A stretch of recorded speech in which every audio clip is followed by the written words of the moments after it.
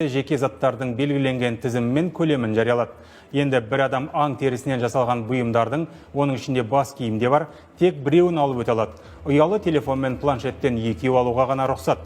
Компьютер, ноутбук, нетбук және олардың керек жарақтарынан бір данадан аспауы тиіс. Велосипед, бала арбасы да дәл солай.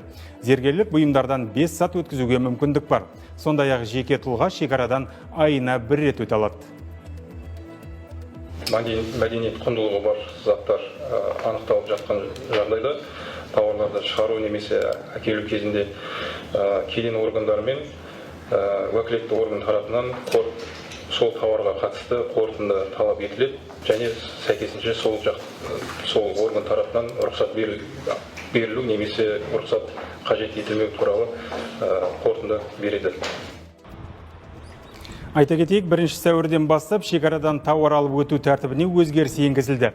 Бұл Еуразиялық экономикалық одаққа мүше емес мемлекетпен екі арада жүріп тұратын азаматтарға қатысты қолданылады. Яғни әкеле жатқан тауарыңыздың құны 500 еуродан аспауға, ал салмағы 25 келіден ауыр болмау керек. Сонымен қатар пошта арқылы жіберілетін заттың құны 200 еуродан қымбат болмағаны шарт. Егер бекітілген сомадан асса, қосымша ақы төлеу міндет.